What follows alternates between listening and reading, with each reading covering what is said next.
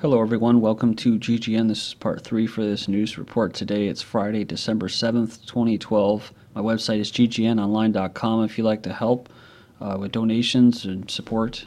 Also on YouTube it's ddarko2012 and ddarko2013, my YouTube channels.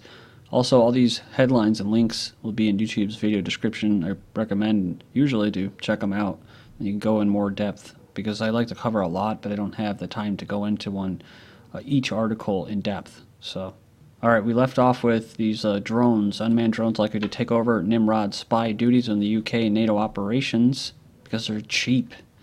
And it says here they have these little drones now that can fly through windows and stuff like that. So imagine having one of those little guys in the summer or something like that, or I don't know, maybe just flying, buzzing around your house.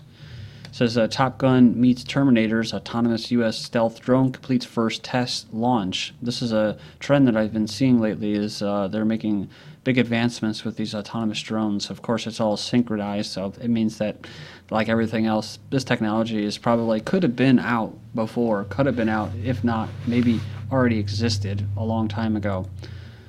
The U.S. Navy has executed the first launch of a stealth drone set to be the first robot aircraft piloted by artificial intelligence. The killer robot might be the next step in the development of machines with the power to decide who lives and who dies. So that's about the kill list and stuff like that.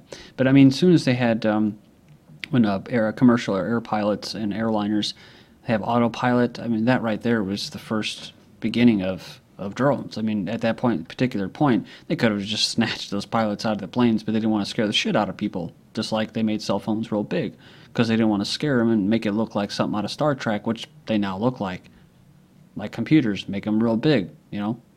They got to do it slowly, very slowly.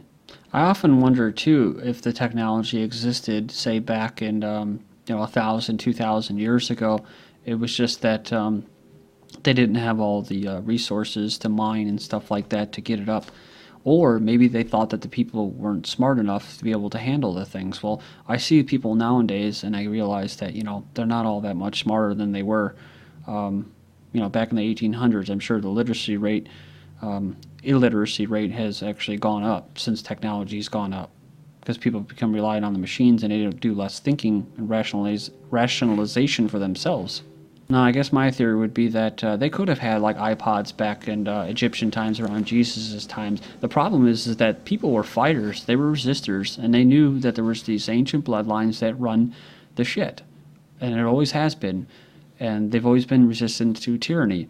And they were, for the most part, I would say, fairly intelligent. They had common sense. Now, that is all gone. Some people, they have been socially engineered, conditioned into good little slaves. And so now they give them the trinkets and toys they can trust him with. Of course, they're going to track him with and spy on him and stuff like that too. But this surfboard-sized robot just propelled itself across the ocean. So it's kind of an interesting little story here. Surviving stormy weather and a shark attack, the wave glider just entered the record books for the longest autonomous trip ever taken, running on, I guess, solar panels. Black Hawk flies, lands, and avoids threats, all without pilots at the helm. This is all within recent. See, December 3rd. This is from December 5th, and this autonomous stealth drone completing the first test launch was November 30th. Then we have newly released drone records reveal extensive military flights in the United States. You can go in there and check out a map of the domestic drone authorizations in a larger window if you like. The link will be posted. But today, EFF posted several thousand pages of new drone license records and a new map that tracks the location of drone flights across the United States. Something worth noting is it says that these records received basically from FOIA and a lawsuit against the FAA from local state law enforcement agencies, universities, but for the first time, 3 branches of the U.S. military, including the Air Force, Marine Corps, and DARPA. But it says, while the U.S. military doesn't need an FAA license to fly drones in its own military bases, these are considered restricted airspace, and it does need a license to fly in national airspace. They've learned that the military regularly flies both large and small drones in national airspace all around the country. It says this is problematic given a recent New York Times report that the Air Force drone operators sometimes practice surveillance missions by tracking civilian cars along the highway. Yeah, see, that's just training. It's just exercise. Drones, despite problems, a push to expand domestic use from November 27th. It goes on and it says that the unmanned aircraft known to have difficulty avoiding collisions safe to use in America's crowded airspace. That's the question they're asking. And would their widespread use for surveillance result in unconstitutional invasions of privacy? Well, what the hell do you think? So experts say neither question has been answered satisfactorily, and yet the government is rushing to open America's skies to tens of thousands of drones. See, they're giving the impression that it's not already happening. Pushed to do so by law, championed by manufacturers of the unmanned aircraft. And I thought this was a joke at first, but it isn't. They have a drone caucus, Unmanned Systems Caucus, congressional. Department of Homeland Security from the 21st of November basically signed a contract and inked a $443 million deal to buy more drones. From patrolling the traffic on the internet to consolidating local police, the DHS is accumulating all the unconstitutional authority necessary for a proper Stasi-like secret police state. Japanese scientists develop a humanoid to keep astronauts company. The Japanese scientists are developing a humanoid robot designed to converse with astronauts to keep them company aboard the International Space Station, which sounds nice and lovey-dovey, right?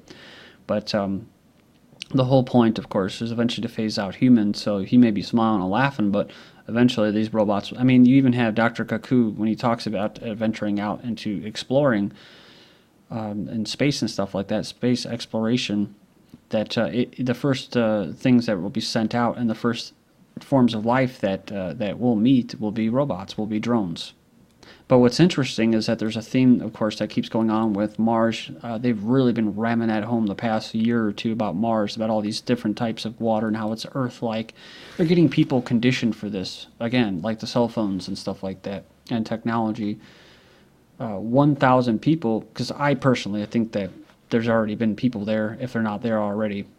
1,000 people willing to take one-way trip to Mars. So you got a bunch of volunteers. They want to send 4 people there in 2023. The group says it will begin the selection process next year out of the 1,000 people that volunteered to make the one-way trip. NASA tabs astronaut for longest U.S. space mission. Scott Kelly to spend a year in space, says 438 days. Says it's a record.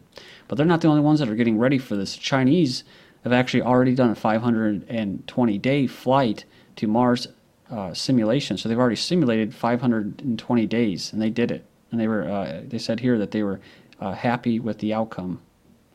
The experiments basically included Chinese medicine, biorhythms, stress, psychology, and all generated desirable results. But like I said, will it really be people that they'll send? Israel vows to pursue settlement plans despite international anger. So back to the Middle East, and that says here that unshaken by rising international criticism, Israeli officials confirmed Tuesday that they plan to proceed with 2 new settlement constructions. That's interesting because I was watching a video about that, about how the terms they use, the propaganda, mostly in the Western news, they call them settlements. They're colonizations is what they are. They colonize it. At the end of the day, it's a slap on the wrist at one senior Israeli official, and they're talking about them getting basically told not to do this. It says the international community is raising a fuss, which it feels it needs to do, but this too will pass. See, they know the game. Then we have Israeli soldiers fail to cease fire. This is from December 5th. It was the first day of the ceasefire. An Israeli soldier shot once in the air and within seconds shot me in the leg. He was only a few meters away. This 26-year-old electrician and farm labor will not be able to work for as many months as it takes his right leg to heal. Talking about the Gaza ceasefire, as part of the first day of the ceasefire, Israel had already violated those provisions. Here, the United Kingdom dismisses EU sanctions on Israel. British Foreign Secretary William Hague has dismissed economic sanctions on Israel over the regime's illegal settlement plans, saying there is no enthusiasm around the European Union for such measures. Of course he doesn't, because, well his boss is the Rothschilds family. Rothschilds own England, and they helped set up the United Nations. They own Europe, so they own the EU. So no, they're not going to do it. And of course, the biggest thing is they own Israel. They bought and paid for it. Rothschild even openly admits that if it wasn't for him, there would be no Israel. He's the one that helped create the deal with the Zionists and the Americans to give them in the war, give them Palestine. I'm sure he's the one that helped try to sign they are the ones that signed the deal with Germany when Hitler was there to get the Jews out of there into Palestine. You know, there's all kinds of history that I've come across new type of history that you never hear of, which is why were all the Jews in rural areas? I mean, yeah, they were in ghettos, but they were transferred out into the farm areas. And supposedly that was actually to keep them safe so that they could have collateral to deal with. And so they can fulfill the agreement, which is to get them and export them out of Europe into their own little nation state. Thousands of angry Yemenis hold demonstration in the capital. It says here, refusing dialogue and refusing to settle for the current situation in the country. Thousands of protesters in Yemen filled the streets, dubbed a protest of anger, voicing their frustration over what they called the government's delay in meeting the demands of the Yemeni people. But also it was had to do with government intervention, foreign intervention. Also have long-exiled South Yemen leader defends his calls for secession.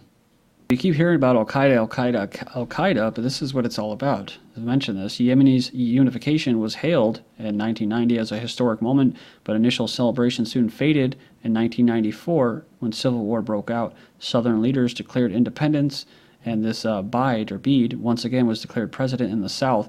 It was short-lived with pro-unification, that's like pro-union troops, forces crushing the south within months. And this Beidh guy and other leaders had fled into exile, so now he's back calling for secession. So that's why they got a lot of troops there. Not a lot of troops, but they do. I believe they do have Marines near Yemen or in Yemen, the U.S., and they've given them tanks, lots of money, and stuff like that. Mali government and rebel factions agree to peace talks. So I'm not sure if most people are hearing this right now, but they are trying to basically carve out some kind of peace deal. But they don't want the outside internationalists. They don't want that. Pentagon plans for a multinational operation in Mali.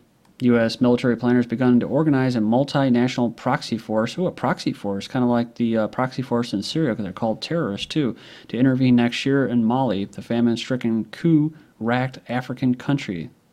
It says become a magnet for Islamist extremists. The same people that they're trying to put in power there in Syria, and they did in Libya. And of course, this whole situation is the result of them sticking their nose, not just their nose, sticking their fist with bombs dropping out of them in Libya. Speaking of individuals such as what I was just describing, Hillary Clinton condemns recent Northern Ireland violence on the same day police discover bombs. Crazy, because I was going to cover this. This whole thing about this flag story, but I thought, I don't know too much about Irish politics and all that, so I just won't go into it. But apparently, it says here that this non-sectarian Alliance Party supported cutting the number of days the flag is to be flown at the Belfast City Hall. Basically, they have a Union Jack fly over the government buildings in Ireland, and the nationalists don't want it. So they're talking about these protests that they were happening in the country, and this Deputy Foreign Minister, our First Minister, Mr. McGuinness of Sinn Féin, said the threats were the work of fascists. Hillary Clinton says Bill Clinton committed to Ireland regardless of the ambassador job will remain committed to Ireland whether or not he is the U.S. ambassador to Ireland.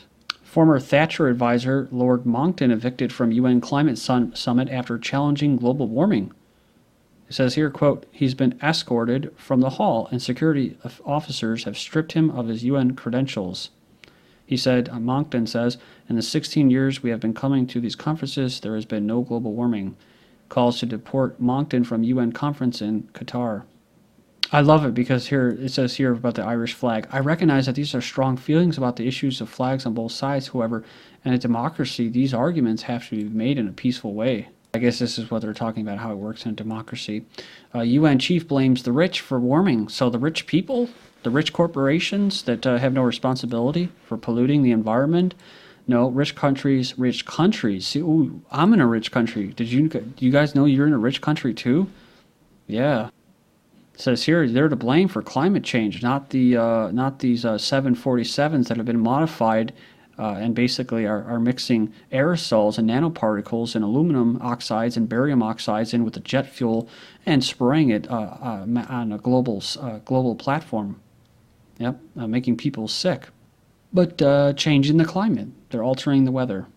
It says here it was only fair and reasonable that the developed world should bear most of the responsibility in fighting the gradual warming of the planet, which is complete BS because it's already been shown that the planet is actually slowly cooling. So they don't want to stop polluters. They just want a carbon tax to further fund their global government. This is all after what? What's going on? U.S. unemployment rate falls with more adults discouraged and quit looking for jobs. I'll leave off here. This is GGN, and I'm Darko. Thank you.